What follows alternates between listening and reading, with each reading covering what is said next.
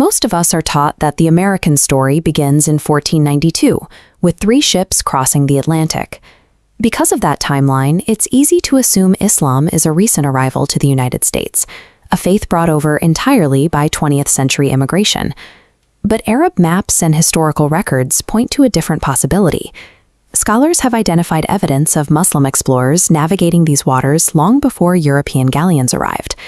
If these records are accurate, the standard textbooks are missing a critical anchor, leaving our understanding of America's origins incomplete.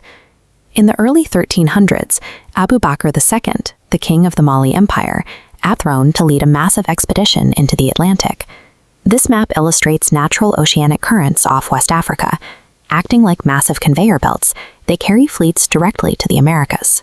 Furthermore, historians cite West African guanin gold found in the Caribbean and Mandinka loanwords in indigenous American coastal dialects. These specific artifacts and linguistic traces suggest that Islam's presence in the Americas is a foundational reality that predates the colonial era. The reason this history remains largely unknown is rooted in the systematic erasure of the transatlantic slave trade. This bar chart breaks down the estimated demographics of the enslaved population. It shows that millions of African Muslims were forced into chains and brought to the Americas. Plantation owners engaged in a deliberate campaign to erase their captives' identities, banning original names and prohibiting any open practice of Islam. Despite these restrictions, individuals like Omar ibn Said left behind undeniable proof of their resilience. An educated scholar before his capture, Said spent decades enslaved in the American South, where he secretly wrote autobiographical texts and prayers in Arabic. The early legacy of Islam in America survived the violence of slavery as a form of invisible resistance. Following the end of slavery, the faith slowly transitioned into the public sphere as communities began to organize. By the early 20th century, Muslim communities began constructing purpose-built mosques across the United States, establishing a permanent architectural footprint in the American landscape. In 1965, Lyndon B. Johnson signed the Immigration and Nationality Act, lifting restrictive quotas and opening the borders to a massive surge in Muslim immigration.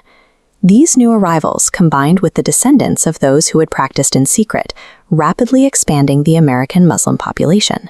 By the middle of the century, Islam had moved from a suppressed belief system into a recognized American institution. During the Civil Rights era, the Nation of Islam gave the faith a loud and highly organized public voice.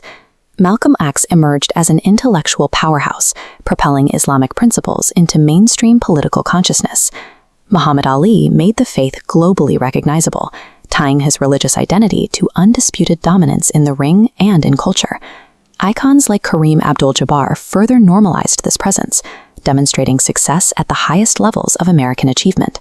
These figures re-established a religious connection that the transatlantic trade had spent centuries trying to sever.